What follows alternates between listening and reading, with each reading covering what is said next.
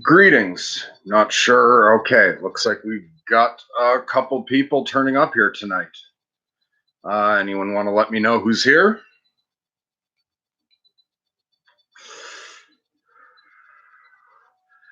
All right, well, I don't have much to say. I'm just trying to, again, fill my obligation. Winter depression's pretty heavy at the moment. But while I wait to see if anyone shows up and wants to talk about anything. Oh, hey, Andrew, good to see you. I grabbed a book. I'm going to read a couple pages from it for a few minutes while I wait to see if anyone comes up with something interesting to say.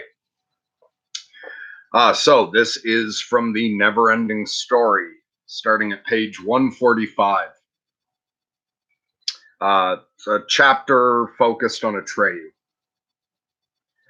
From not far away, he heard a raucous wailing that sounded so plaintive, so hopeless that it cut him to the heart.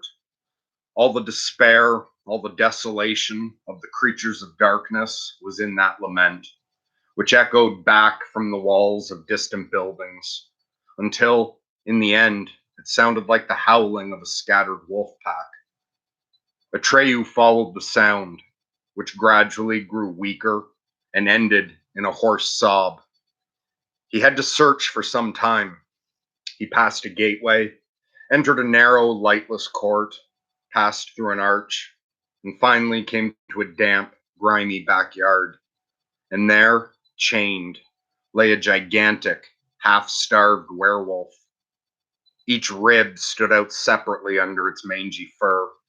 The vertebrae looked like the teeth of a saw, and its tongue dangled from its half-open mouth. Slowly, Atreyu approached him. When the werewolf noticed him, it raised its great head with a jerk. A greenish flash flared up in its eyes. For a time, the two looked at each other without a word, without a sound. Finally, the wolf let out a soft, dangerous sounding growl. Go away. Let me die in peace. Atreyu didn't stir. Just as softly, he answered, I heard your call. That's why I came. The werewolf's head sank back. I didn't call anyone, he growled. I was singing my own dirge.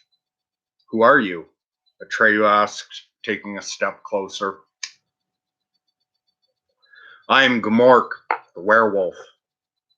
Why are you lying here, chained? They forgot me when they went away. Who are they? The ones who chained me. Where did they go? Gmork made no answer. He watched Atreyu from under half-closed lids. After a long silence, he said, You don't belong here, little stranger, neither in this city nor in this country. What have you come here for? Atreyu bowed his head. I don't know how I got here. What is the name of this city? It is the capital of the most famous country of all Fantastica, said Gmork. More stories are told about this country and this city than about any other. Surely you've heard of Spook City and the land of ghosts. Atreyu nodded slowly. Gmork hadn't taken his eyes off the boy. He was amazed that this green-skinned boy should look at him so quietly out of his black eyes and show no sign of fear. And who are you? He asked. Atreyu thought a while before answering. I'm nobody. What do you mean by that? I mean that I once had a name. It can't be named anymore. That makes me nobody. The werewolf bared his hideous fangs for a moment in what was no doubt intended as a smile. He was familiar with mental anguish of every kind and sensed a certain kinship in the boy. If that's the case, he said, then nobody has heard me, and nobody has come to me, and nobody is speaking to me in my last hour. Atreyu nodded again. Then he asked, Can nobody free you from your chain? The greenish light in the werewolf's eyes flickered. He began to growl and lick his chops. You'd really do that? He blurted out. You'd really set a hungry werewolf free? Do you know what that means? Nobody would be safe from me. I know, said Atreyu, but I'm nobody. Why should I be afraid of you? He wanted to approach Gamork, but again the wolf uttered his deep, terrifying growl. The boy sank back. Don't you want me to set you free? He asked. All at once, the werewolf seemed very tired. You can't do that, but if you come within my reach, I'll have to tear you to pieces, my boy. That would delay my end a little, an hour or two. So keep away from me and let me die in peace. Atreyu thought it over. Maybe, he said finally, maybe I can find you something to eat. I'll look around. Slowly, Gamork opened his eyes. The greenish fire had gone out of them. Go to hell, you little fool. Do you want to keep me alive until the nothing gets here? I thought, Atreyu stammered, that maybe if I brought you food and you were full, I could get close enough to take off your chain. Gamork gnashed his teeth. Do you think I wouldn't have bitten through this myself if it were an ordinary chain? As though to prove his point, he clamped his jaws on the chain. The chain jangled as he tugged and pulled on it. After a while, he let it go. It's a magic chain. Only the person who put it on can take it off. But she will never come back. Who is that? Gamork whimpered like a whipped dog. It was some time before he was calm enough to answer. It was Gaia, the dark princess. Where has she gone? She has leapt into the nothing, like everyone else around here. Atreyu remembered the mad dancers he had seen outside the city in the foggy countryside. Why didn't they run away? He murmured. Because they had given up hope. That makes you beings weak. The nothing pulls at you, and none of you has the strength to resist it for long. Gamork gave a deep, malignant laugh. What about yourself? Asked Atreyu. You speak as if you weren't one of us. Gamork watched him out of the corner of his eye. I am not one of you. Then where are you from? Don't you know what a werewolf is? Atreyu shook his head. You know only Fantastica, said Gamork. But there are other worlds. The world of humans, for instance. But there are creatures who have no world of their own, but are able to go in and out of many worlds. I am one of those. In the human world, I appear in human form, but I'm not human.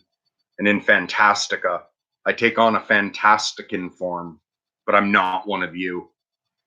Atreyu sat down on the ground and gazed at the dying werewolf out of green, dark eyes. You've been in the world of humans? I've often gone back and forth between their world and yours. Gamork, Atreyu stammered, and he couldn't keep his lips from trembling. Can you tell me the way to the world of humans? A green spark shone in Gamork's eyes. He seemed to be laughing deep inside. For you and your kind, it's easy to get there. There's only one hitch. You can never come back. You'll have to stay forever. Do you want to? What must I do? Atreyu asked. His mind was made up. What everyone else around here has done before you. You must leap into the nothing. But there's no hurry, because you'll do it sooner or later in any case, when the last parts of Fantastica go. Atreyu stood up.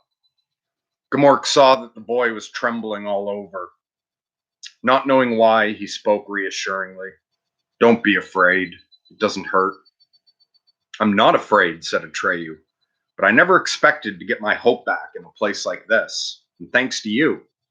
Gamork's eyes glowed like two thin green moons. You have nothing to hope for, Sonny. Whatever your plans may be, when you turn up in the world of humans, you won't be what you are here. That's the secret that no one in Fantastica can know. Atreyu stood there with his arms dangling.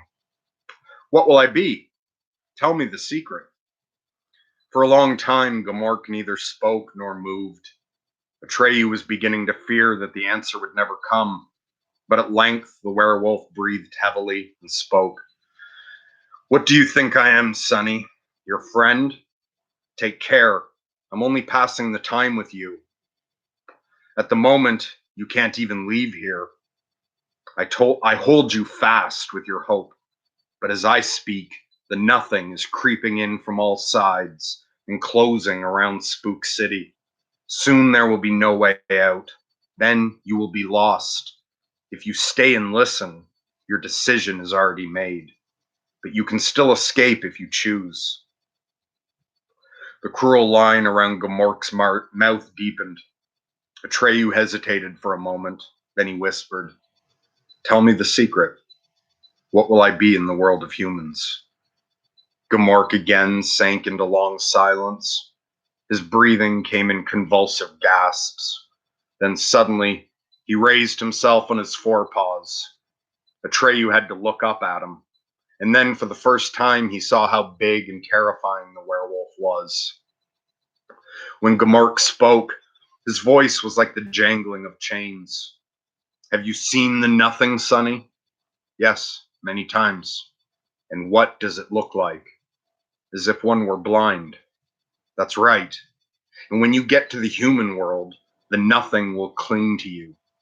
You'll be like a contagious disease that makes humans blind, so they can no longer distinguish between reality and illusion." "Do you know what you and your kind are called there?" "No," Atreyu whispered. "Lies," Gamork barked. Atreyu shook his head. All the blood had gone out of his lips. "How can that be?" Gamork was enjoying Atreyu's consternation. This little talk was cheering him up.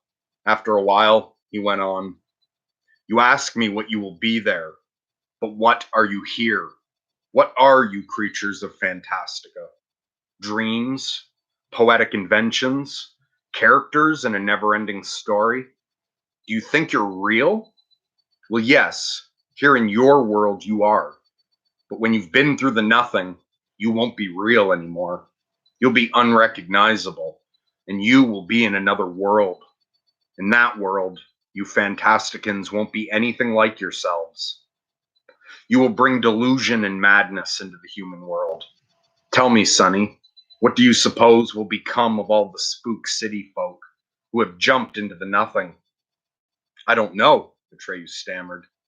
"They will become delusions in the minds of human beings. Fears where there is nothing to fear, desires for vain, hurtful things, despairing thoughts where there is no reason to despair." "All of us?" asked Atreyu in horror. "No," said Gamork. "There are many kinds of delusion. According to what you are here, ugly or beautiful, stupid or clever, you will become ugly or beautiful, stupid or clever lies." "What about me?" Atreyu asked. "What will I be?" Gamork grinned. "I won't tell you that. You'll see. Or rather, you won't see, because you won't be yourself anymore." Atreyu stared at the werewolf with wide open eyes. Gamork went on. "That's why humans hate Fantastica and everything that comes from here.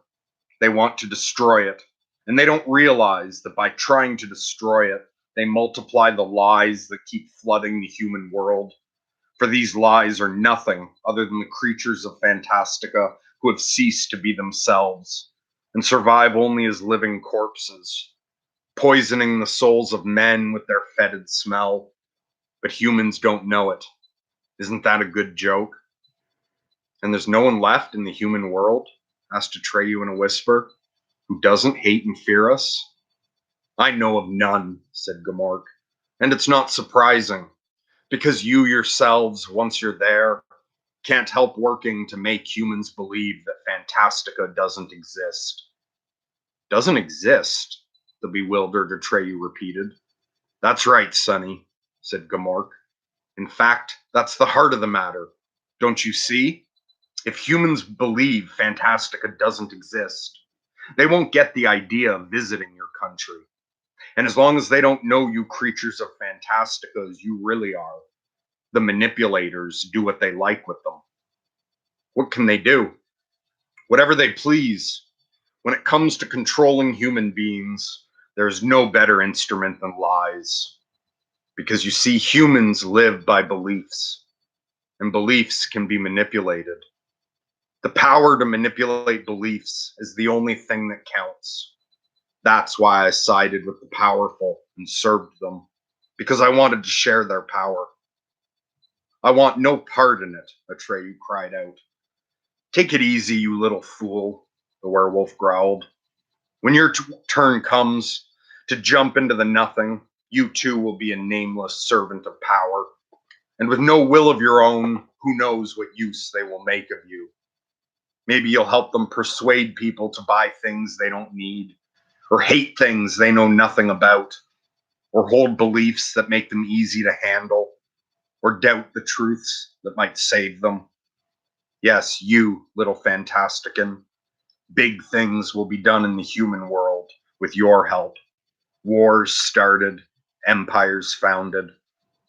For a time, Gamork peered at the boy out of half-closed eyes. Then he added, the human world is full of weak-minded people who think they're as clever as can be and are convinced that it's terribly important to persuade even the children that Fantastica doesn't exist. Maybe they will be able to make good use of you. Atreyu stood there with bowed head. Now he knew why humans had stopped coming to Fantastica, and why none would come to give the childlike empress new names. The more of Fantastica that was destroyed, the more lies flooded the human world, and the more unlikely it became that a child of man should come to Fantastica. It was a vicious circle from which there was no escape. Now, Atreyu knew it.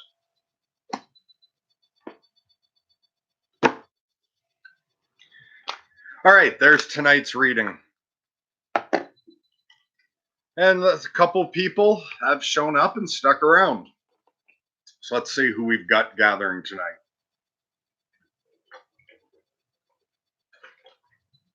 We've got Andrew, Grizz, Ann Smith, Nolan, and Mike Anderson here tonight. Welcome all. How is everybody doing? People saying hello. I've said hello. Mike says good to see you again. Thanks. Not feeling particularly great tonight, but not bad enough that there was any excuse not to show up. And nothing particular wrong, just there's some life circumstances that are difficult at the moment, but overall it's just time of year. I have settled into my winter death. The winter depression has set in heavily, but considering I'm doing fairly well with it, at least the past couple weeks, once I finally let myself shut down and settle into winter mode, I'm managing to find a big enough space inside that I can be both extremely depressed and also have room for positive experience at the same time. Welcome, Dust to Dust. Thanks for joining. And Dust to Dust says that was awesome. So I'm glad you enjoyed that.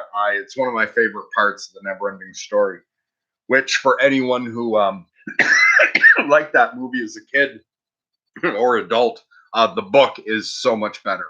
The original movie is only half of the book, and it doesn't get to the point.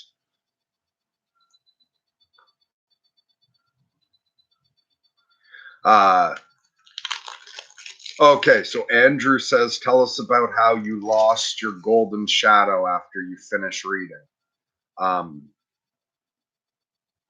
Sure, I'll talk. Yes, that's following up on me and Andrew and Ryan and Grizz all talk today. And at one point, how did it come up, Andrew? Right, you were talking about how sometimes when you got recognized from being on the channel, people would approach you with all that nervousness, and then that made me bring up the term golden shadow, which I heard in something recently that Rebel Wisdom posted. And my depressed brain doesn't work as well as my already faulty brain when I'm in a good mood. So my memory's really failing here. I don't remember the name of the guy they were talking to. Fuck at all. And I forget even the title of the video, except that it had cult in it. But Rebel Wisdom recently put up a video discussing good and bad cults. And they used a term that I thought was great. It was called golden shadow. So probably anyone tuning in on sorting myself out has an idea of what like the Jungian shadow is. It's the dark shit inside yourself that you can't um, that you can't accept as a part of you. And so you'll project your own internal darkness onto someone else. That's shadow projection. But they talked about how in certain circumstances, and like media does this quite a bit, cult leaders do this, just any superstar, this can happen. Or I think even to a certain degree, the people Andrew was encountering were probably doing this. And the idea of the golden shadow is that when, like, under the right circumstances, instead of projecting all the things that are shitty about yourself onto someone else, they present, how do I put it? They present something that allows you to project your golden shadow onto them. So you'll take all the incredible things that you don't feel good enough to have as an aspect of yourself, and you'll project it onto them. Um, and so I think anytime we get that star worship, like celebrity worship, or obviously in real cults, actual worship, um, cults of personality and whatnot, what often happens. And so for anyone who, when Peterson went into rehab, fuck, I don't even remember how long ago was that. But anyway, when Peterson went into rehab, apparently some people were disillusioned in him, and that human failing was upsetting to them. And so, if anyone found, especially considering how open or how Peterson's shit was based on the fact that he considered life suffering and that life was hard, and that he dealt with depression and all sorts of things, for some people, that was like it shattered an illusion when he went into rehab. And it will do that if you're projecting a golden shadow onto somebody. And oh, right. And so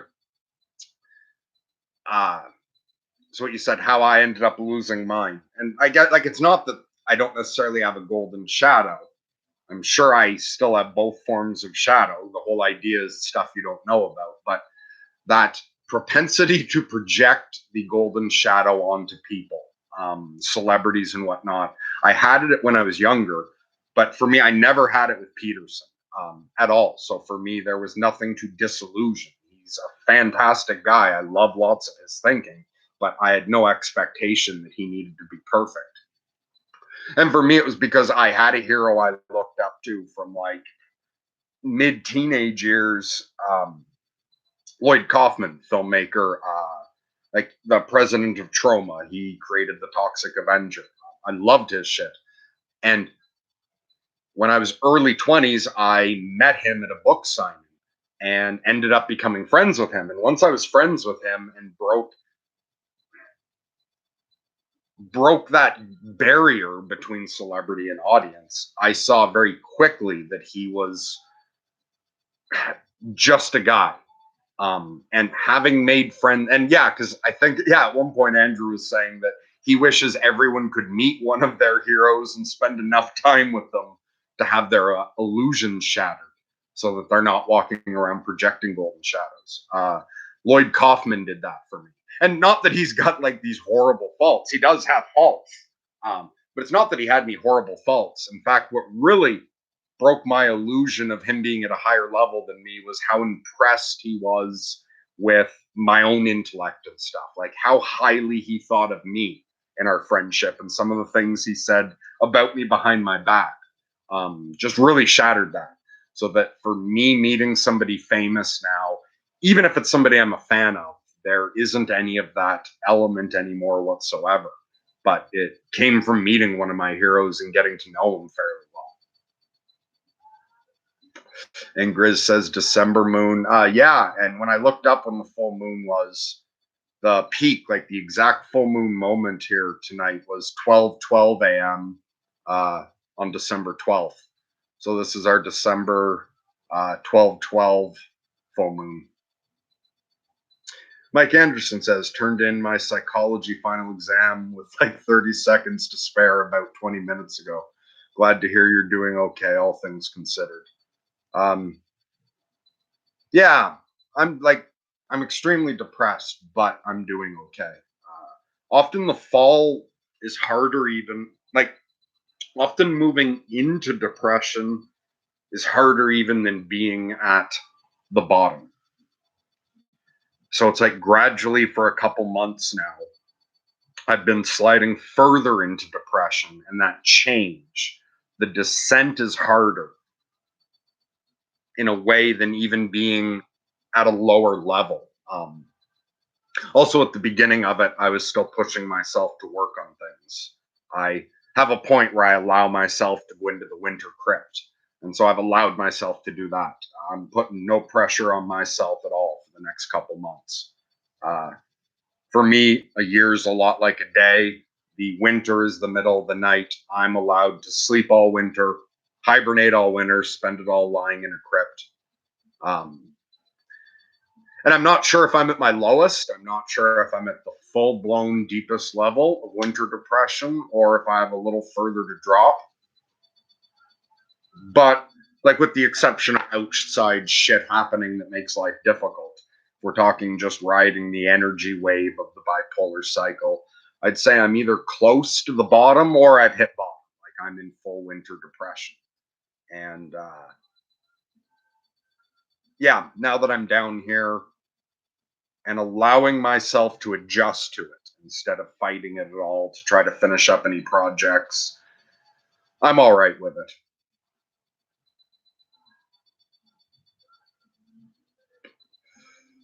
Oh, and so your psychology final exam, how do you think you did? Are you feeling good about the results? Damawa says, "Did you like the movie Neverending Story? I liked it as a kid, but not as an adult." Yeah, I liked it as a kid, and I like it as an adult. However, if you read the book, um, after reading the book, there's a tendency to not, or there's like an impulse to not like the movie anymore because the book is just so far beyond what the movie presents. The book's an incredible masterpiece, but the movie's a good 80s kids movie. I still like it. When I was a kid, and I don't remember what year it came out, so I don't even know how the fuck old I was. I bet you when you look up what year the movie came out, I was embarrassingly old to have this thought at all. But I can remember being in the car with my parents and my little brother and my parents saying, like, we were in the city for the day and we were going to go to the movie, and they said we're going to go see The Never Ending Story. And I hadn't seen an advertisement for it, I hadn't seen a commercial for it, so I had no idea what The Never Ending Story was. When my parents said we're going to see The Never Ending Story, somehow, as ridiculous as it seems, I thought there was a movie that was a never ending story. And so what I expected to do was to walk in and the movie was already playing. And I thought that you would just like watch it for as long as you want to and then leave. And I don't even remember having any thought, like, logically about what that would mean. Like, that there's a continuous, never ending story unfolding or that it looped or anything. But I can remember being shocked when the movie ended. The movie ended, and I can remember being a kid and turning to my parents and saying, "But it's called The Never Ending Story." And my parents were like, "Yeah, no, that's just the title. Of course, the movie has to end."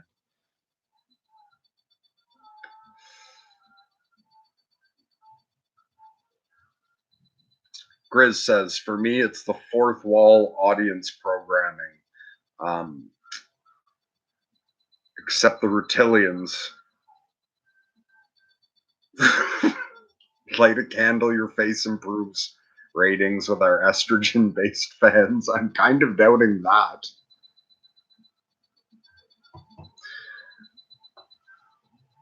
But yeah, hold on. I think I have a candle here. I will light a candle for a bit more light.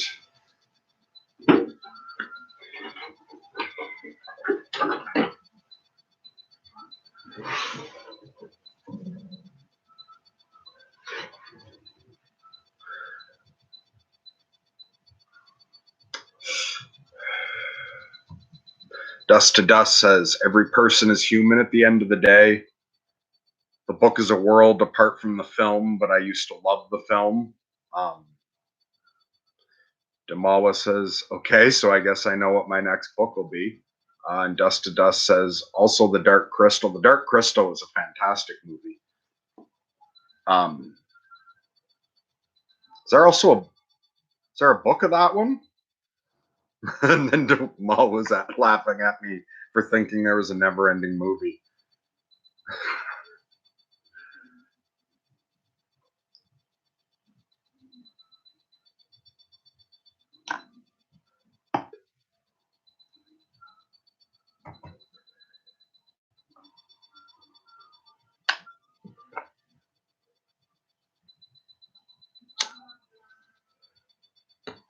So Mike Anderson says, the psychology class I was taking was just a graduation requirement. It was pretty easy. I just waited till the last minute because I've been focusing on statistics. Okay, cool. And Grizz says we could cut and loop Groundhog Day. Yes, you could. You could also cut and loop Watchmen. I don't remember if the movie ended with the same thing, but in the graphic novel, The Watchmen, it ends with Rorschach dropping off his journal at a newspaper to be published, and then the Watchmen story starts with Rorschach's journal being read. So you can loop the Watchmen story and make something never ending as well. But it's weird when you guys are bringing up old movies. I'm getting, as much as I said before, when I'm depressed, it can sometimes be hard to remember things. Oddly, as you guys mention old movies, like I'm getting these really clear memories from a long time ago. So I can also remember the first time I saw Groundhog Day. So I was a teenager and went with a friend. We're watching Groundhog Day, and like everything's repeating, and he figures out the patterns of things that he can just steal money, and he goes through the phase of like just trying to enjoy the day repeating. I remember my friend saying the weirdest thing. He was like, if I got stuck in that loop of every day,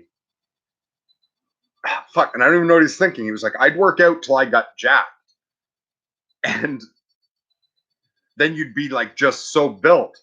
And I said to him, but that's exactly the way it works now without repeating time. And in fact, doesn't the movie suggest the opposite, that working out would be pointless? Because don't you reset every day? I don't know if that's interesting to anyone else, but that popped into my mind. And yeah, for some reason, contemplating the universe of Groundhog Day, of being stuck in a loop, made that guy think of dedicating himself to something that requires small incremental progression day by day.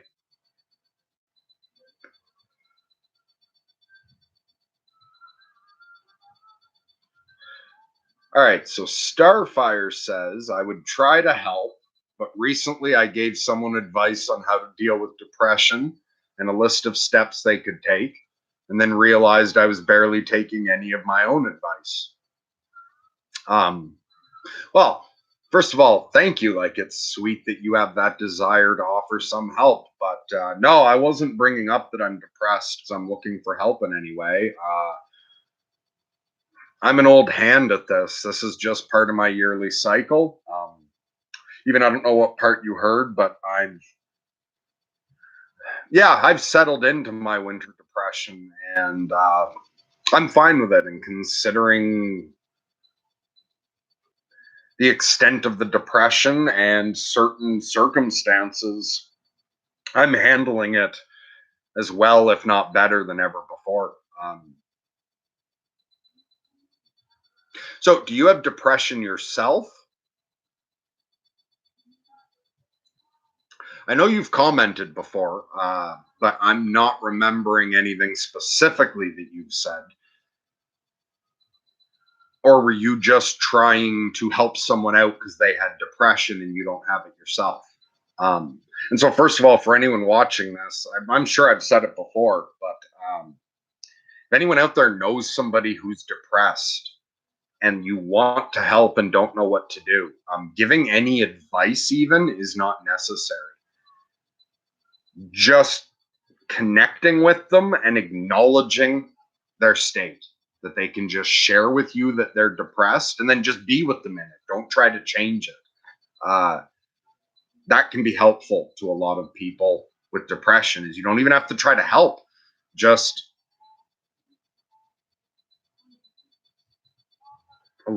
people like to be understood, people like to be seen, and people like to have their experience validated by just being heard.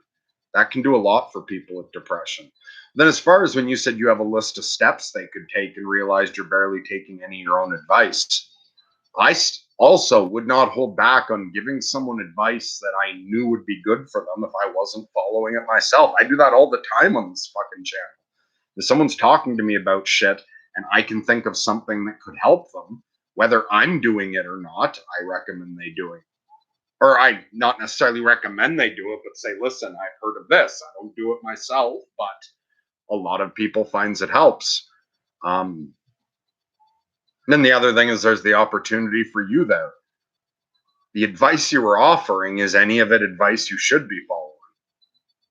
Is there anything you have that you know life would be better if you made that change and you just haven't been? Okay, Dick says, did that movie scare the piss out of anyone else, or was it just me? Are you talking about Dark Crystal?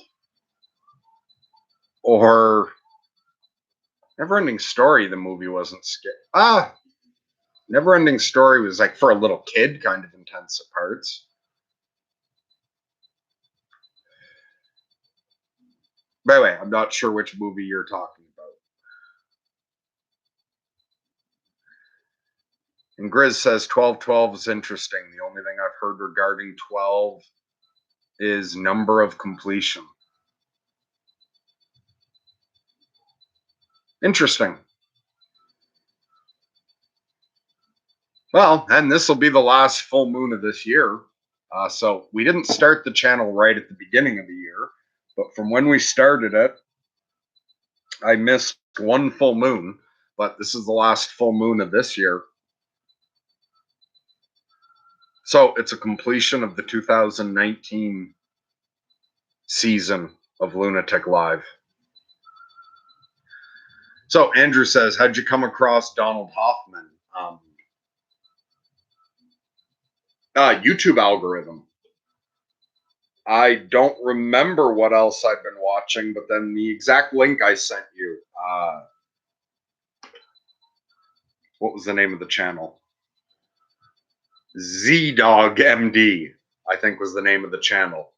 I guess just because of all the intellectual interviews and lectures I look up, the YouTube algorithm recommended Donald Hoffman to me, and I don't remember hearing of him before.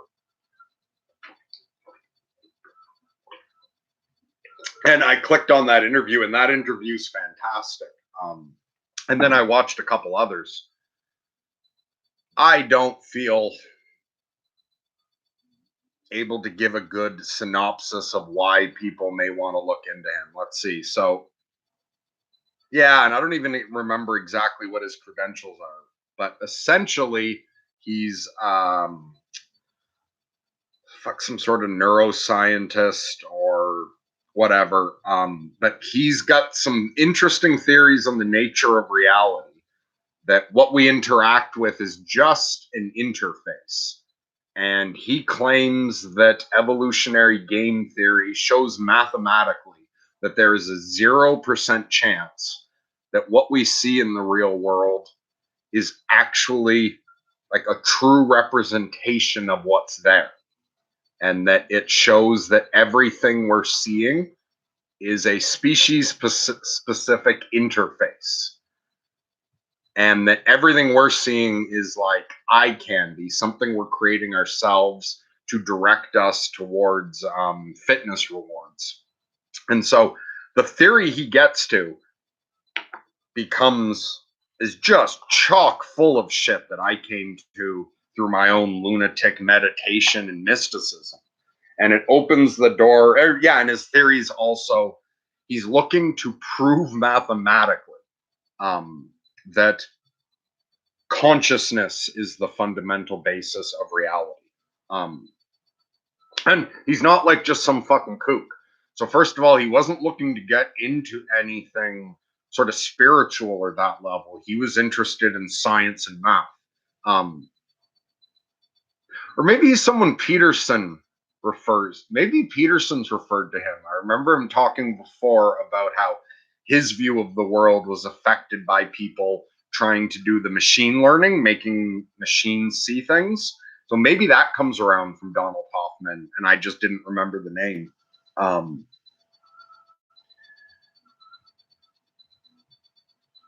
that's probably enough that if anyone's interested in that, they can go check it out. But I thought what he was doing was fascinating. Um, and then, yeah, like your point about how did you come across Donald Hoffman? We complain a lot about the negative effect that all of these online algorithms are having on us. And I think there's definitely something to that.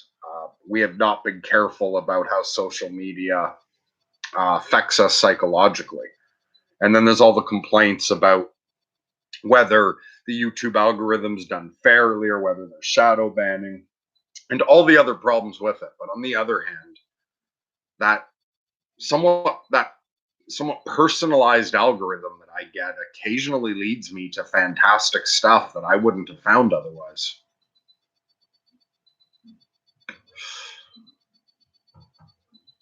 All right.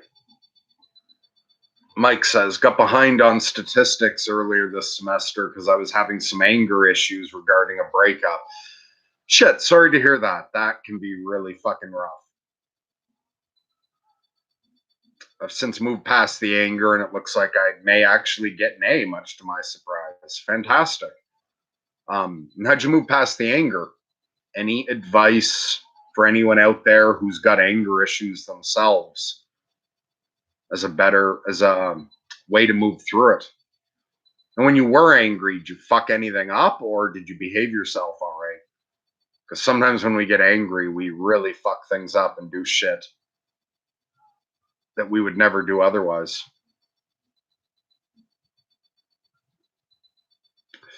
Dust to Dust says, I've seen plenty of never ending movies.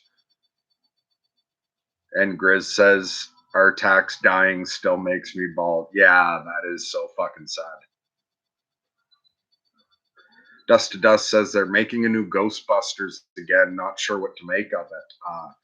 I saw the trailer for that, and I thought it looked good. Like not good on any sort of deep level, like the never-ending story or talking about the Watchmen or stuff, but for like just a fun movie, I thought it looks good. I like the way they're following up on that.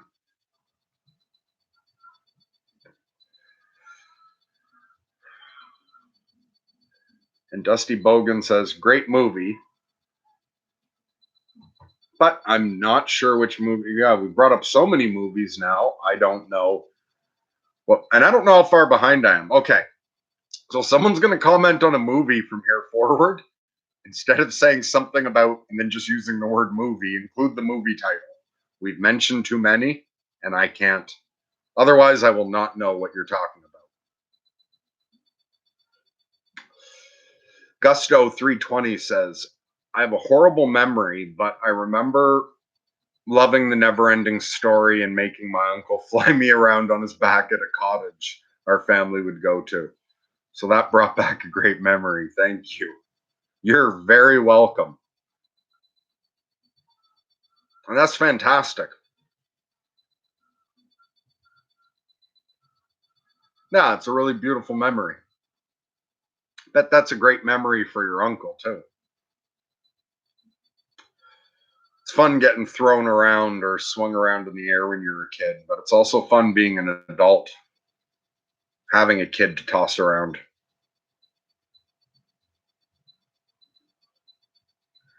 Okay, the Dusty Bogan said, Jesus said, don't worry about anything, but pray about everything.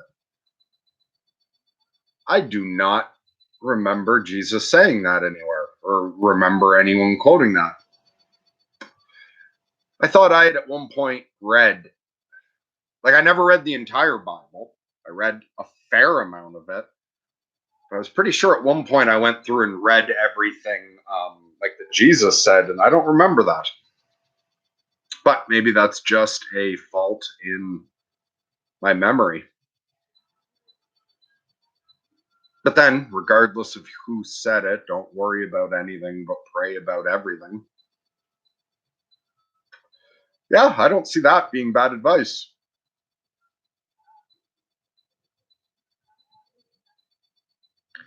Starfire says, I've had low level depression for life, probably.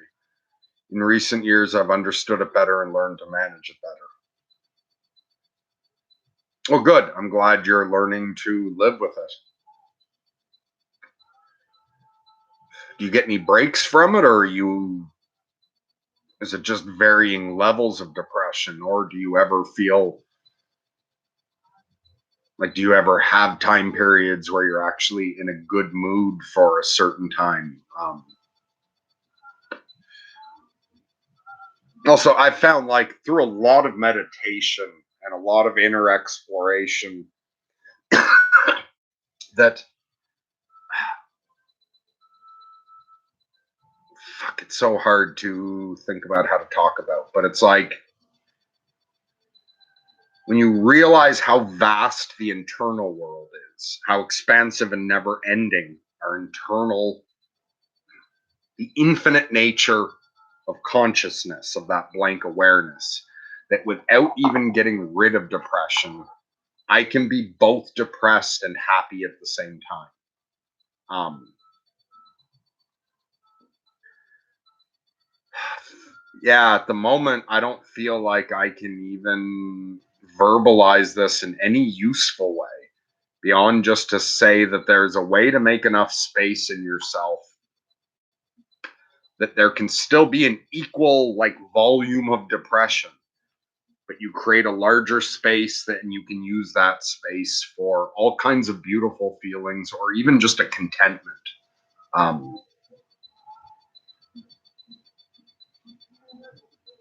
no, no, no. Hopefully, you've heard me speak about that better previously, or hopefully at some point in the future, I will feel more inspired to put words to it.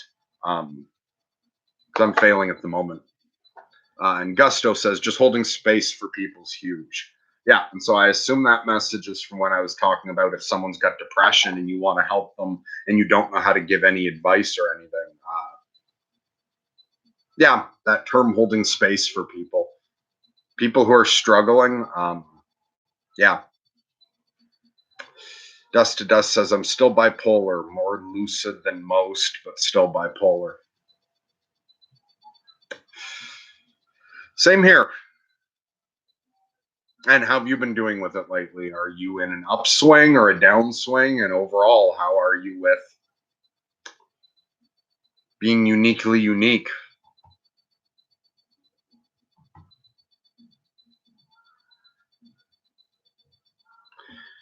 Okay, Andrew says to the Dusty Bogan, I've seen you on Revenge of the Sis. Cool to see you here. Really? You were on Revenge? What were you on there talking about? Um, Mike says, I think advice can be counterproductive sometimes in regards to depression. Okay, excellent point. I remember even thinking of saying this when I was talking about it before, and I got derailed. Um, if I'm really feeling depressed and expressing it to a friend, all I really want to hear is, damn, that really sucks, man. Yeah, absolutely. And that's not even with depression. Someone has to be ready for advice. And also with depression, like when I talked about like letting myself die for the winter, depression has such an element of everything's impossible to do that sometimes you cannot try to make it better. Like you're not looking for advice at all. It's just like for anyone. Think about really late at night when you're tired and you just need to go to bed. You don't want any advice about anything, even if it's something you wanted advice about earlier in the day. There comes that point where you just need to forget about everything and take care of yourself. Um, and advice force like giving advice to someone who does not want advice is so fucking pointless. Um, I just don't think that's ever worth it. I try not to give advice unless people ask for it. And even then, try to be aware of whether they're receptive towards the advice you're giving. Not everything works for everyone, or even if something would improve someone's life and like it's actually you're correct, it's a fact. You know something that would be better for them. They just don't understand it properly. If they don't want to hear about it, you going on about it is just going to push them further away from it. So when giving advice, we should always be really careful that it's actually wanted, because otherwise it's wasted effort and can kick back in all kinds of negative ways. And Mike says advice can come across as preachy sometimes. Yes, absolutely. Well, and there's two kinds of advice. There's the kind of advice where it's like, hey, this works for me, or hey, I've heard of this working. You may want to look into it. Where you're not telling them what to do. It's like advice where you're offering them an option. But then there's also the kind of advice where, like somebody, some fundamentalist, preachy person who's evangelizing and coming and telling you, okay, here's how you have to live. And advice that is like trying to tell someone else what they should do is a game I do not enjoy. Dust to Dust says Jonathan Pajot did a video on 666. Interesting. I'm not sure what you're referring to there. But interesting. I find Pajot very interesting person. I don't think I've ever watched one of his videos and not found it worth watching, but I've never seen that one. And Mike says, I think everyone needs to find their own way out of depression. There's no universal cure all. Yeah, absolutely. And I think it's like that for everyone. Like we can't even all eat the same thing. Our bodies don't react the same to drugs, and our psyches don't react the same to concepts and ideas.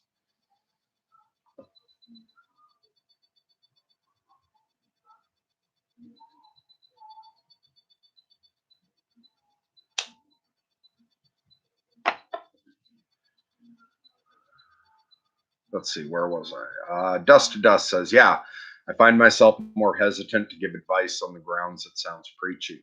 Um, yeah, and if anyone's worried, like if you're worried about that, you definitely don't want to be preachy. Um, well, I don't know. Do I come across preachy? Like I do, as much as I don't even like giving advice, I do give a fair amount on this channel. I give my opinion on a lot of things, but I hope I'm not coming across preachy. But we're not necessarily aware of how we're perceived. And in fact, for myself, I'm very unaware of how I'm perceived. I'm not sure why people watch this. So, if anyone has feedback on that, do I ever come across as preachy? And don't worry about hurting my feelings. Even though I stated I'm trying not to be preachy, I'd rather get honest feedback if I ever come across that way. And Mike says, funny how depression seems to encompass such a wide variety of emotion. Language really isn't equipped to describe the nuances of depression. It's different for everyone. Yeah, absolutely. And all of our internal experiences, like all of them, it's so hard to describe. It's somewhat easier to describe the things outside ourselves. Like apple is such an easy word because you can just point to the apple, and I never have to describe everything I know about an apple to you for you to get all that. I can just say apple, and you know what an apple is. I know what an apple is, and it's there inside the interface aside from us to be pointed to. But we can't point to anything inside ourselves. And depression is as intricate as light, like the same way that there is such a wide variety of wavelengths of light, the different colors inside of it, the ultraviolet and the infrared. Each emotion's got its own. Fuck, I lost the word I was thinking of. All right, fuck it. I'm abandoning that thought and moving on. Dust to Dust says, I guess the trick is to give advice to yourself first.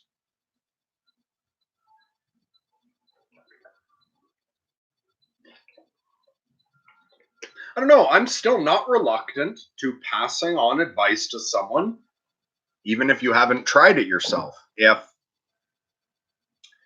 someone's got a problem with ticks on their house pets and they don't like chemicals and whatnot, I don't see why I can't recommend diatomaceous earth because, like, I've never used it myself on pets. I'm not in that situation, but I've heard like it's all natural and it works well. You might want to look into that.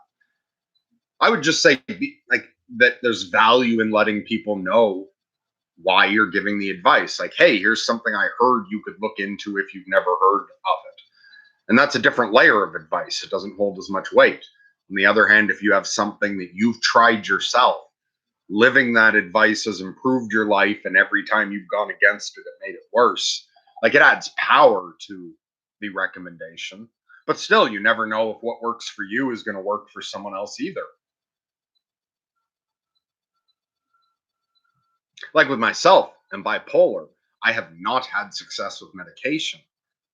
I'm forgetting now what the statistic is, but there's a certain percentage, like 20 or 30. Fuck, why make up a number? I think it was roughly in the 20 to 30% range. But where mood stabilizers and long term medications aren't a viable option. I've found for myself, and not that I've tried every medication out there, but the ones I tried either made things worse or did nothing at all. And so I personally have stopped looking for the pharmaceutical assistance with my bipolar. However, if somebody's having a lot of trouble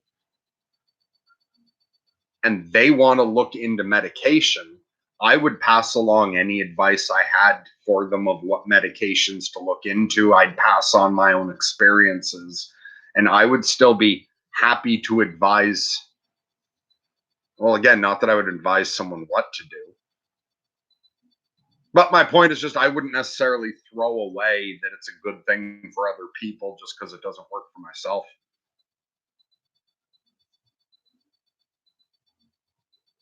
Starfire says it did help when I reflected on the advice, basic things like regular wake up, sleep times, eating healthy, exercise, meditate, journal, etc. I realized all I do is exercise. Okay, so you're saying all of those things are the things you advised, and the only one you do is regular exercise. Hey, that's better than none at all. And yeah, those are all things that I've heard are excellent, but I don't follow all of that myself. I do try to exercise as much as I can get myself to, but I haven't in a while now. A few times I've thought, should I try to get myself working out a little this winter? But like, I allow myself winter mode once I'm in the winter crypt. I have a couple months where I don't have to force myself on anything I don't want to. Like, as long as I'm eating and sleeping and like making sure the fire's going, um, that's all I have to do. I don't have to work out. I don't have to learn anything. I don't have to. This is the middle of the night for me. And I think it would be better if I could get myself to where I worked out through the winter. Like, admittedly, that would probably be better. I can't, I haven't gotten myself to ever do it yet. But I try to exercise as much as I can spring through fall. And I haven't given up on exercising. Sometimes I think, maybe after a couple more weeks of settling into my winter death, like, fuck it. Maybe I can get myself exercising for 5 minutes every other day or something. Maybe I can work on something a little, but I'm not going to push it. But of all of that, exercise is a fantastic thing to advise anyone for because it helps. That's one of the rare things. It's like with most shit, you can say, oh, it's good for some people and not others. But I can't think of ever hearing of somebody that it was like, oh, no, exercise isn't good for them. Unless, of course, you're completely paralyzed. But that's just that you can't. All right, I accidentally skipped. Wait, how far behind am I?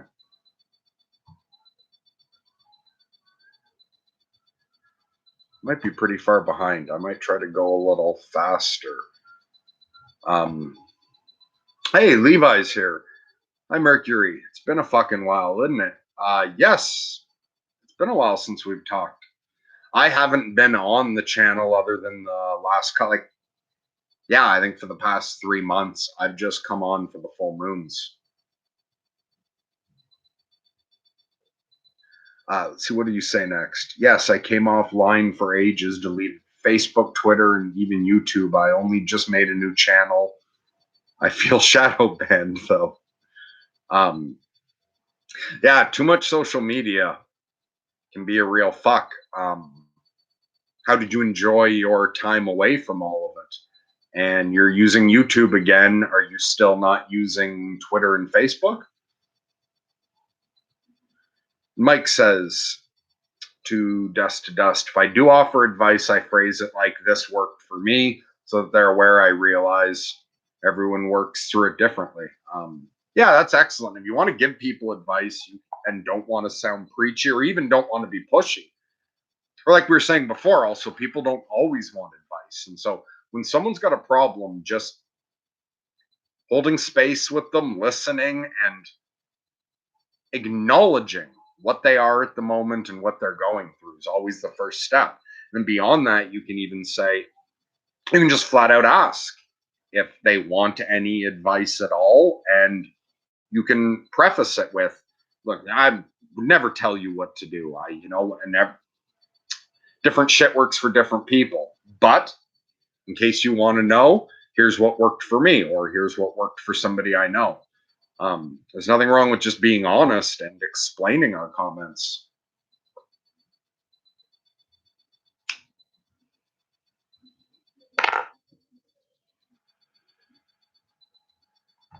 Starfire said, how do I scroll down just a little?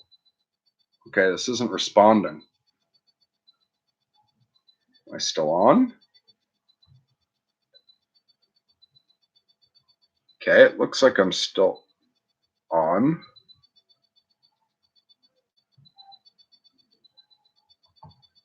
Oh, okay, it's working again. Starfire says, yes, I always come across as preachy. I just really like helping people, but I realize it can often be read the wrong way. That impulse to help people, though, is wonderful. And just, acknowledging that you come across as preachy, observing it. And I think, like some of the things we've said so far, I see no reason why you can't continue to reach out to help people and come across differently. You just experiment with how you do it and observe the results.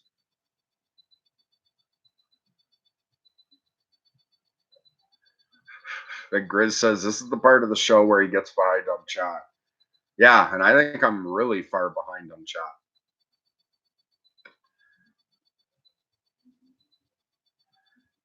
I'm so tired of talking.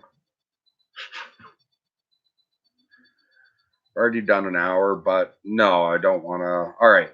I'm going to quietly read through. I did this last time where I stopped trying to respond to everything. And last time I gave myself a break from just fucking yammering constantly. And nobody got violently outraged at that. So I'm going to break one of the golden rules of broadcasting and just have dead air for a minute. I'm going to read some shit quietly, and I'm not necessarily going to respond to everything. I'm going to see if I can skim through and get caught up and just respond to a little, maybe.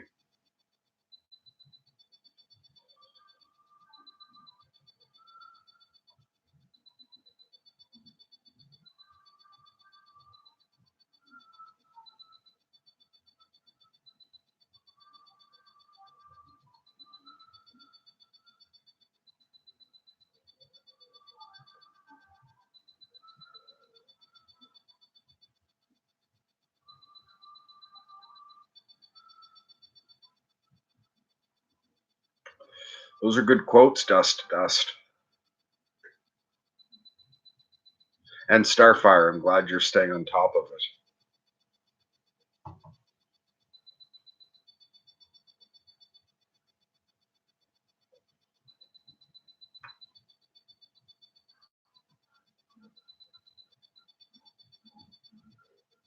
Okay, here's a good one to read out because I had asked for this answer. How I got past about how dealing with the anger.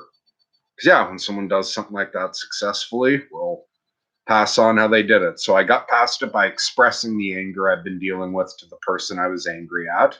I did it in a constructive manner and was level headed when I did. She apologized and I forgave her.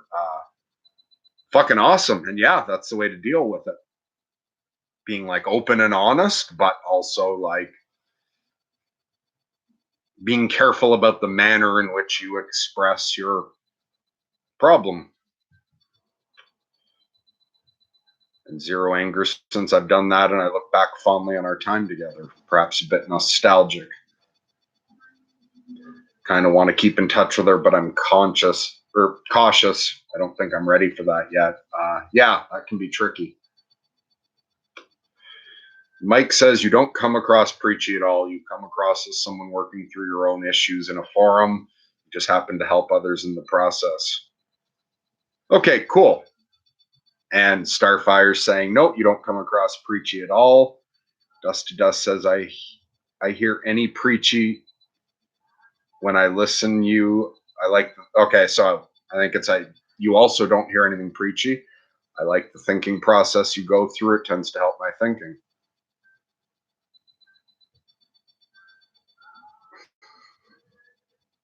And I don't know what it's a response to, but Chris says, I can point to stuff in me half a cubit to the left of my fourth chakra.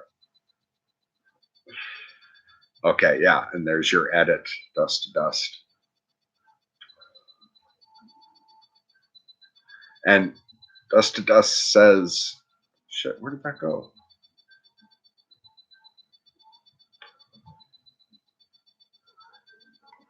Olanzapam has helped me out, but it has its trade-offs.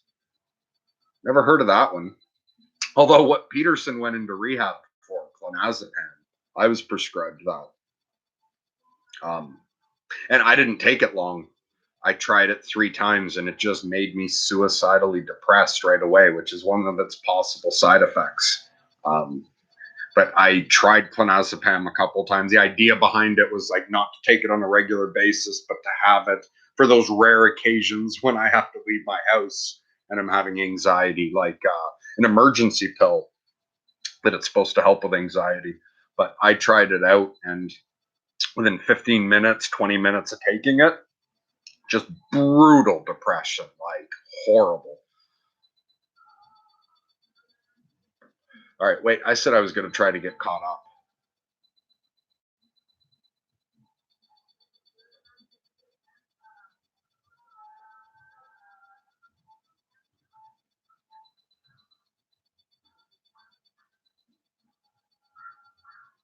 And Dust to Dust says, from what I researched, antidepressants are bad for bipolar.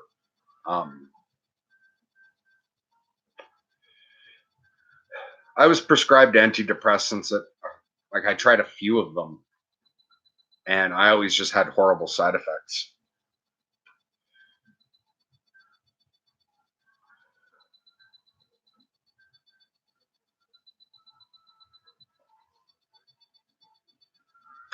All right, Grizz says, what do you make of the notion of prayer as imagining yourself in the state of having it granted already, and consider that feels be the prayer?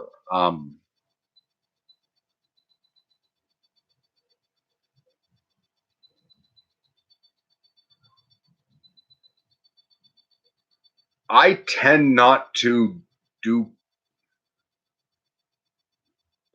that. To me, sounds more like an attempt at manifestation than what I would think of as prayer.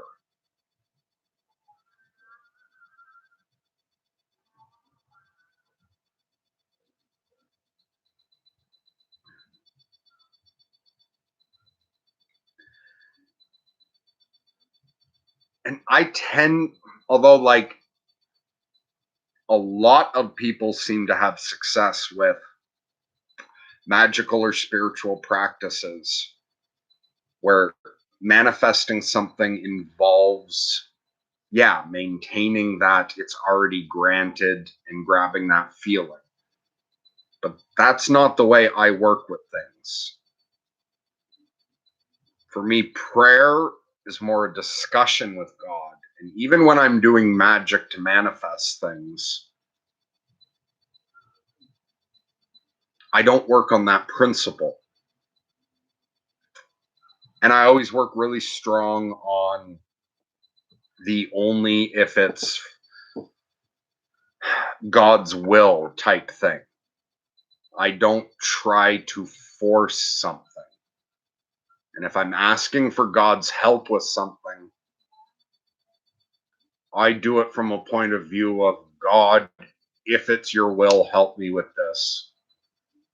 But if this is the way this is supposed to be and the change shouldn't happen, that it won't.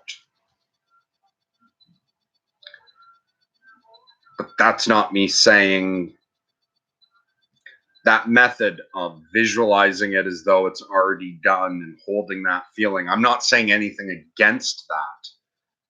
It's just not what I do. And Dust to Dust says, be careful with that form of prayer. In a way, you're throwing up an ultimatum to God. Okay, so Dust to Dust has already made a similar point.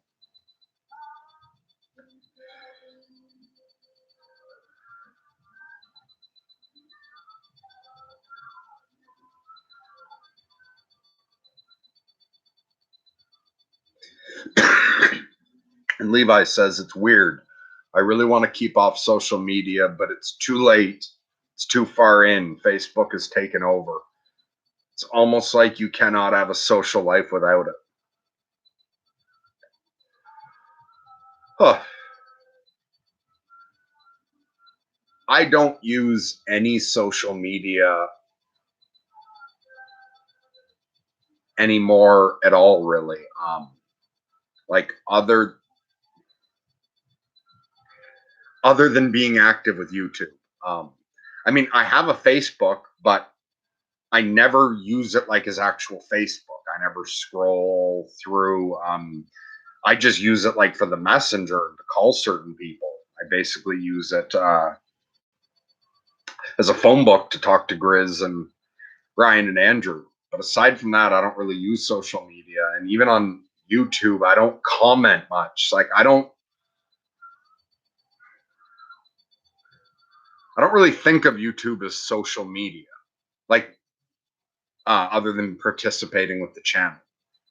And I never scroll Facebook. And the only thing I post at all is I share each one of our videos on sorting myself out. That's it. I just click share, and not even because sharing it on Facebook does much, but supposedly it's good for the algorithm that some people share it. But that's all I do with Facebook. I've never used Twitter at all. In the past, I used Facebook and got like sucked up into it, especially like when I was manic and used it all the time. But after a while, I noticed Facebook wasn't good for me. I took a break from it for a while. And then after taking a break from it, I remember I used it again for a little while and quickly didn't like it. And then I just stopped using it at all years ago. And have never had any desire to look into Twitter or. So I live in a very different world than you do, where social media is a hard thing to get away from. I'm barely involved with it.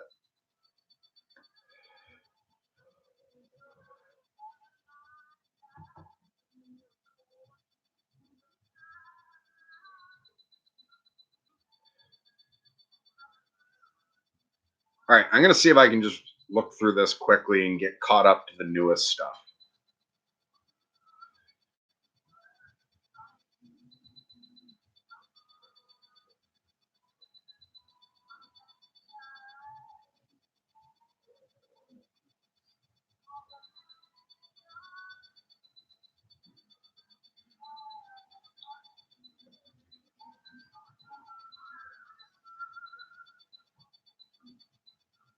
Okay, so to address everything you just said there, Levi, about trying to get off Facebook and that when you did, you became isolated. What did you do to create social interaction outside of social media? Like, do I remember right? Are you like early 20s? You're pretty young, aren't you? Social media is something that you've like grown up with. But yeah, if you don't have a social life aside from social media, then just giving up social media will be hard. Maybe the first thing to do before even giving up the social media, if it's that hard, is find some old school social interaction. Find something to do with someone. Make some friends where your phones are not on while you're with them so that you have something to do, like fucking start a band, fucking join some club, play a sport, take a class, like in person as opposed to online. Find someone else because a lot of people out there are lonely. Someone else with some free time who's tired of being addicted to the internet and go get a coffee with them. Go for a walk. Uh, take up, or even if you can't make that step, like if you're socially awkward, you could even take up something you find satisfying personally, but where when you're doing it, it's time away from your phone. Um, so whether that's giving yourself an hour a day reading or at the gym or practicing a musical instrument or take up fishing.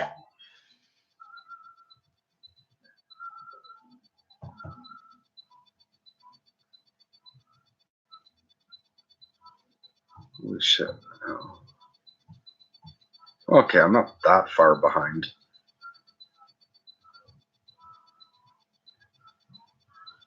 Well, this is good. Dust to Dust says, be careful for nothing, but in everything by prayer and supplication. With thanksgiving, let your requests be made known unto God. I like that. So Gusto says, fuck, this is as late as I could make it. But it was great seeing you again. Sending love from NB. Is that New Brunswick? Wishing you the best possible holiday with your family. Night. Well, thanks for joining us, although maybe you're already gone. Um, yeah, thanks for joining us. I hope you have a wonderful holiday as well. Yeah, and I guess Christmas and New Year's are going to occur before the next full moon. Although, I don't know, maybe I can pop on sometime before the next full moon. No promises, but maybe I'll pop on a little more often. But just in case I don't, to everyone and whatever holidays you celebrate, I hope everyone has a wonderful holiday this year. So thanks for joining us, Gusto. Hope you have a great night.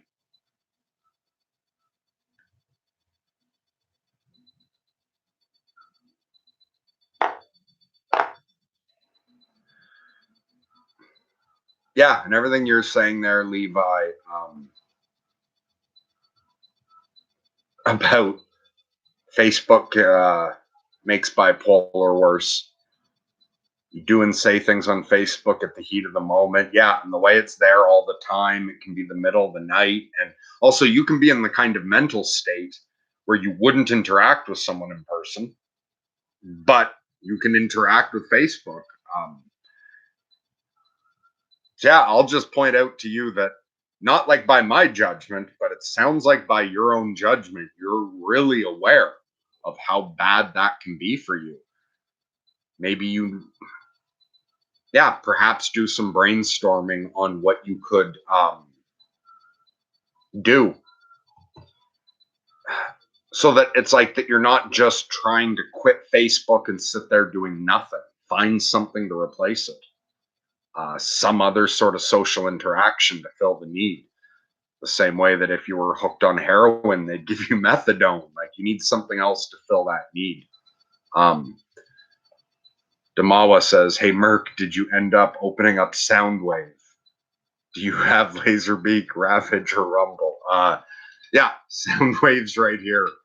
The night I finished the project I had been pushing myself on, I opened them up. And yeah, fuck, I love this toy. Uh, and yeah, I also have Laserbeak, Rumble, Frenzy, and Ravage. I have those two packs as well that came with them. These were the Walmart reissues from this summer. Uh, but I haven't opened the other cassettes yet. Um, I'm slowly allowing myself to open them. But yeah, I've got Soundwave right here with Buzzsaw loaded up in his cassette form. And I've had him on the table beside me. I guess it was about 2 weeks ago I opened them. And yeah, my inner child absolutely loves it. Walmart did a good job reissuing them.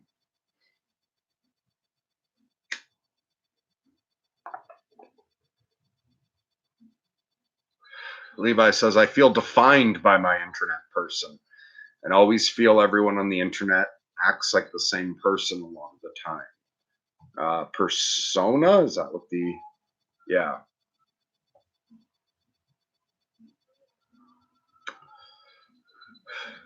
That makes me think that you've got something inside you that you're not allowing yourself to express because it doesn't match the internet persona. And I don't know if that's just bullshit that jumped into my head. I'm not claiming this is good advice or anything. Just the thought popped into my head really strongly that you should feel like be aware of that. Because as soon as you're operating by a strict definition, you stop opening yourself to other possibilities. So there may be a lot within you that can't express itself if you allow yourself to be defined by your internet persona.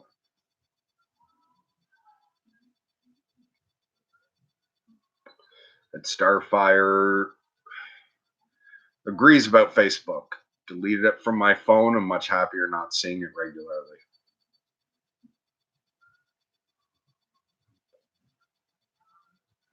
Okay, and Dick Justice says, what was the name of the scientist fellow you mentioned earlier in the stream with the theories about consciousness? It was Donald Hoffman, Hoffman. And I was impressed enough at the interviews I've seen over the past couple days. I want to get his book. Shit. What was his book called?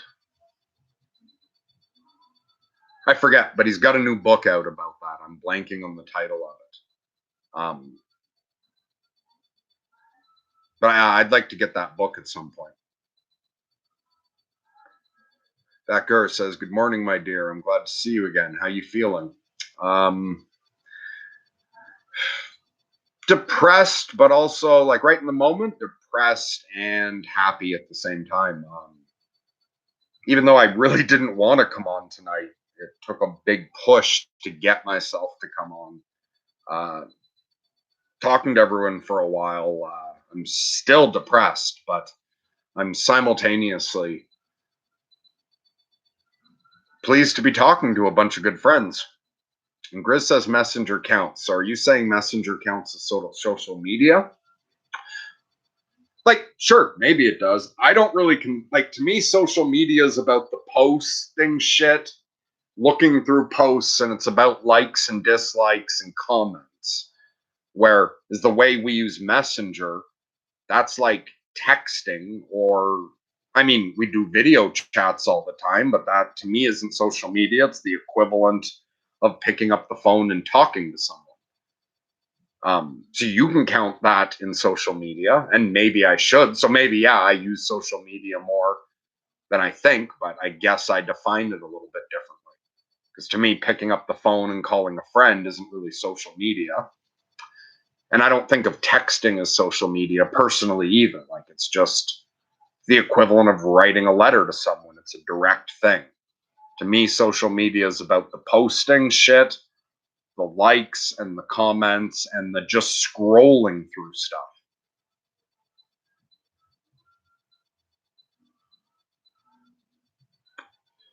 But maybe my definition of that is inferior to the one others are using.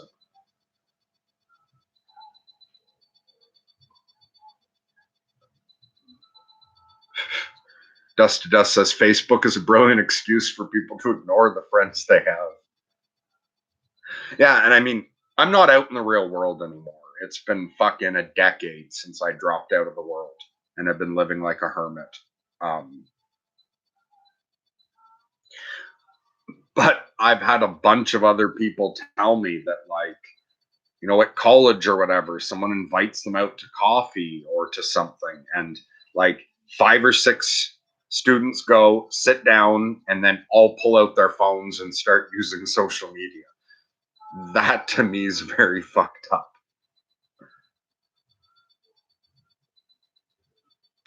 And if people really are using social media all the time when they're in the presence of other people, then I think that might be unfortunate.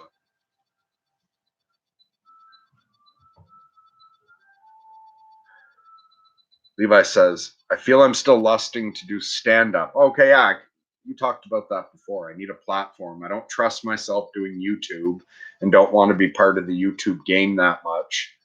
Facebook, I post a lot, but yeah, I need to do stand up. Okay, well, then maybe that's something you can pursue away from all social media. Um,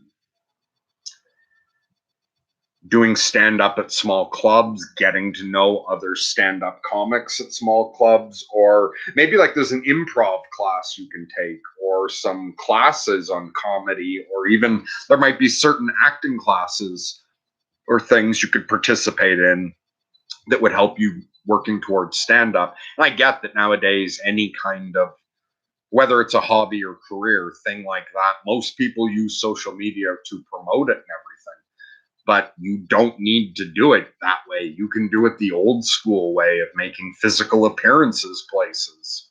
And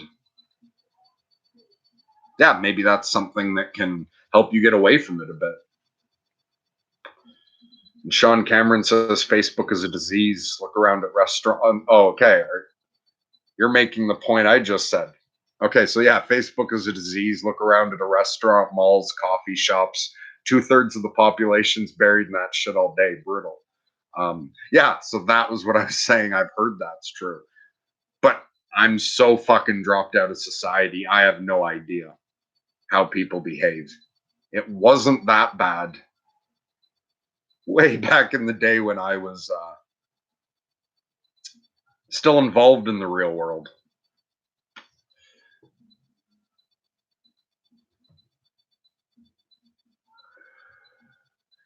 And Grizz is saying give Twitch a look. I have no idea what Twitch is, but are you advising some other form of social media? And Grizz says I've seen musicians on there. Comedians isn't that much of a stretch.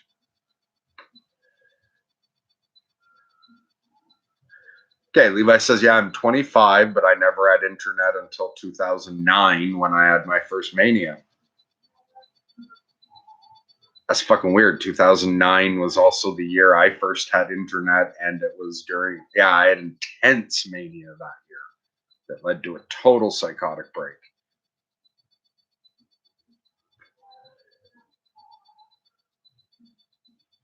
Okay, and you say you really want to join a band but can't find anyone, so doing solo. Try the old school route with that as well. Like back when I was a teenager, someone wanted to start a band and didn't have the friends like that they knew to join, you went and put up flyers where people can tear away your phone number.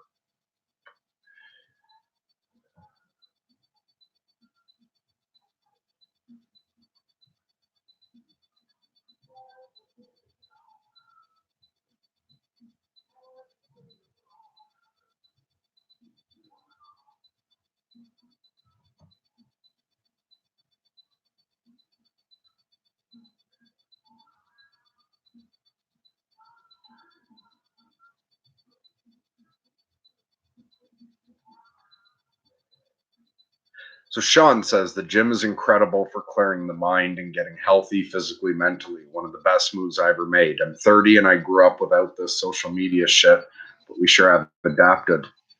Yeah, apparently the world's changed pretty quick. And yeah, I've never heard anyone say that they've started a regular exercise routine and they're worse off for it. And Demoa says, yes, Soundwave. I'm proud of you for finishing your project. Thanks, man. That means a lot. And yeah, Soundwave was, I wanted that so bad when I was a kid. And he was such a big character in the show. I'm so thrilled to finally have it. It's so much fun to transform him. And yeah, the reason I haven't opened the other cassettes, or I also got the other, I got 4 of the mini bot Autobots that Walmart reissued as well, and I'm going to gradually open them slowly. I'm delaying gratification and spreading out the joy, but these are the first Transformers I've gotten as an adult, and fuck, they are cool toys. I I also like Soundwave even more now because of the way his technology is out of date. All the other Transformers, like were vehicles or Megatrons and gun or jets or all that shit, it's all still real. But I love the way Soundwave is out of date now. That he ejects cassettes, which kids would have no idea what they are anymore, and those transform into robots. But I still have my old collection of cassettes from when I was a kid.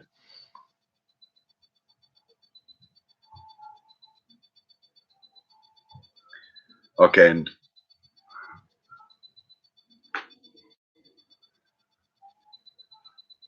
shit, jumped all. Dust to Dust says comedy's one of those things that takes an audience reaction to know sometimes. Though I do watch some edgy stuff on BitChute. Mr. Medicare is not an easy watch. I've never seen that. But yeah, you're right about well, it's the same thing with music. It's really something. I mean, when you're an accomplished musician or comedian, once you really sort of have found your voice, I'm sure you could lock yourself away in a studio and never perform live and produce great shit. But getting going on those things, yeah, the audience feedback is huge. So, and you'll probably get healthier or possibly get healthier feedback in person. Like whether it's doing comedy or playing music.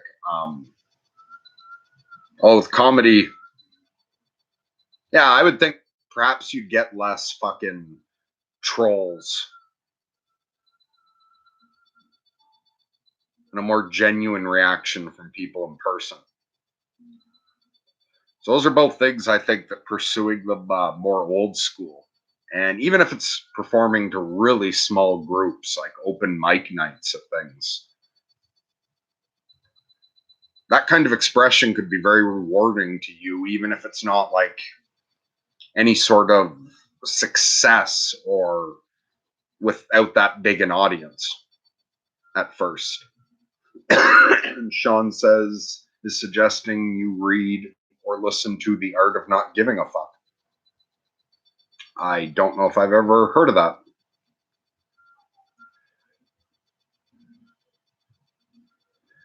Oh, and Grizz put up a link to the community Discord. Yeah, and so we do have a community Discord that I have not been there in quite a while, but other members of the community, some choose to gather there. So anyone who wants to join that hasn't already, Grizz has provided a link. Oh, and so Levi has done one stand-up gig and was told by the person was the best act of the night and says, I'm a tad scared of fame. Yeah, no, fame's a reasonable thing to be afraid of.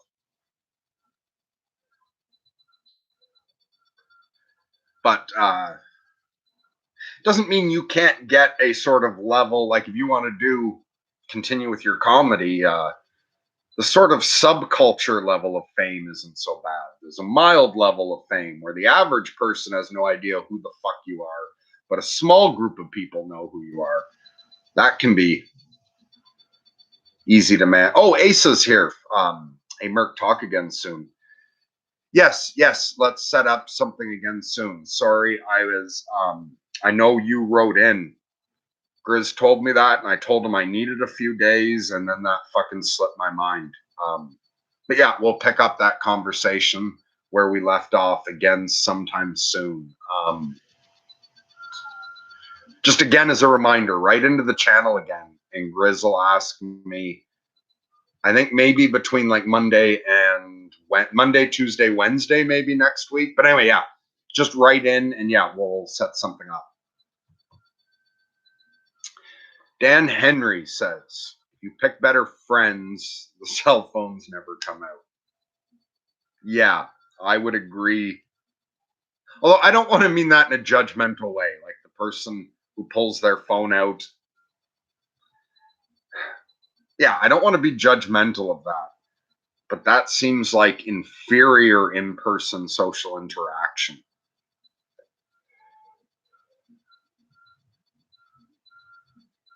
I'm sure a lot of those people that just pull cell phones out, a good chunk of the population just do what everyone else is doing. So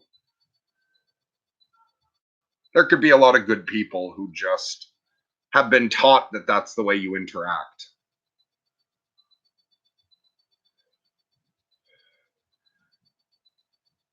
So, and Levi, been making lots of pop punk, ska, punk music recently. Cool. You're saying really tacky and lo-fi, not satisfied with your music at the moment. I can enjoy really bad lo-fi music if there's soul in it. You, you ever listen to Daniel Johnston? His album "Hi, How Are You"? Fuck, his song "Casper the Friendly Ghost." He's got a bunch of songs, and his early shit, like those are some low quality recordings. But yeah, no, I grew up listening to all kinds of demo tapes by punk bands and other indie bands that were really low quality, and I could really enjoy them. So I wouldn't let that stop you. Keep fucking recording the way you are, and gradually, I'm sure your music skills will improve. And Dust to Dust also used to love ska and punk, and claims that the music industry's been on the decline for quite some time. I really have no idea about that.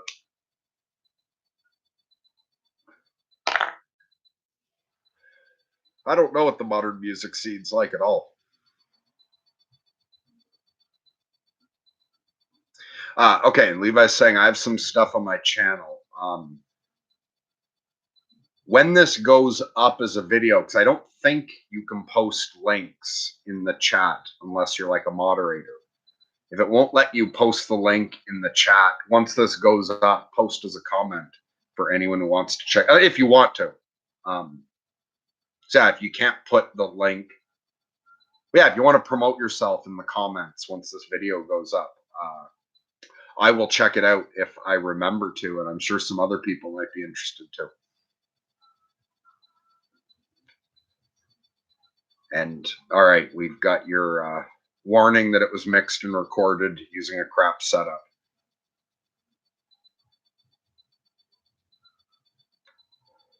Dad says, I have for many years walked out of meetings and dates when others get on their cells. I never tell them why either. I respect you having strong boundaries as to how you're going to interact socially. Although perhaps telling them why, they might learn from it and take their phones out less with other people.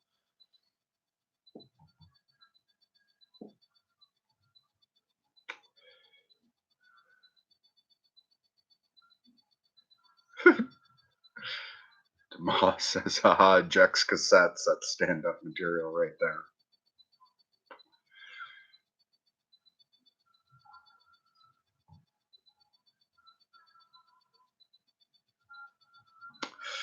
Looks like Grizz already took off. Yeah, I don't want to leave so much unanswered. I'm also getting so fucking tired of hearing my own voice. So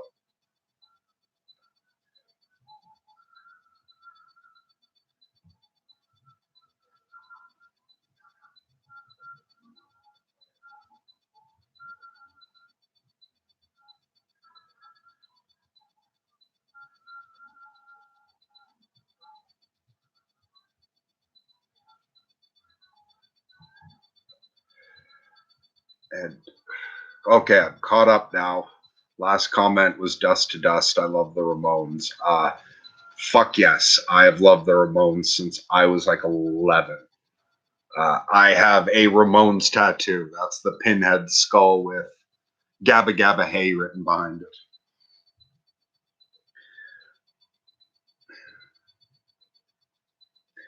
Yeah, I've done an hour 40,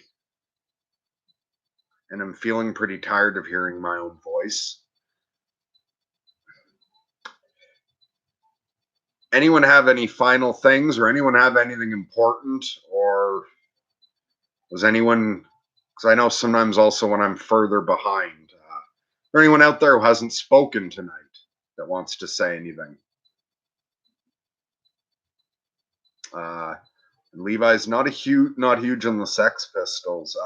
I like the Pistol. I still love the Nevermind the Bollocks album.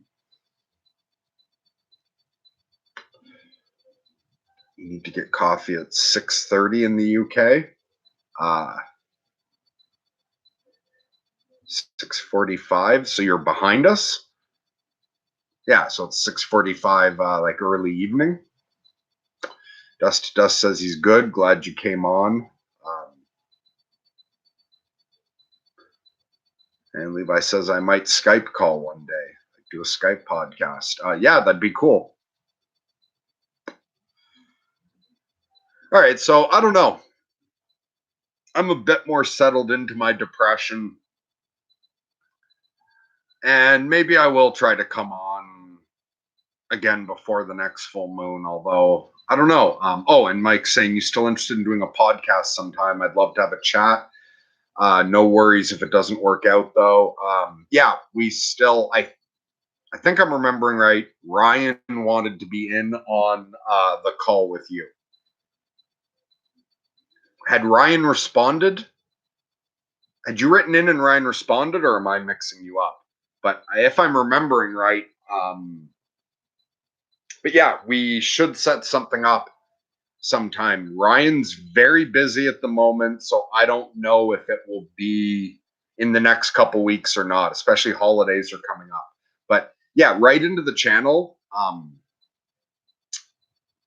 And it's just a matter of us, like, yeah, it's more that Ryan's extremely busy at the moment than me, but we'll have to find a time that's good for us. It might still not be the next couple weeks, but maybe something will open up and we can do it. If not, we'll definitely do it sometime in the new year.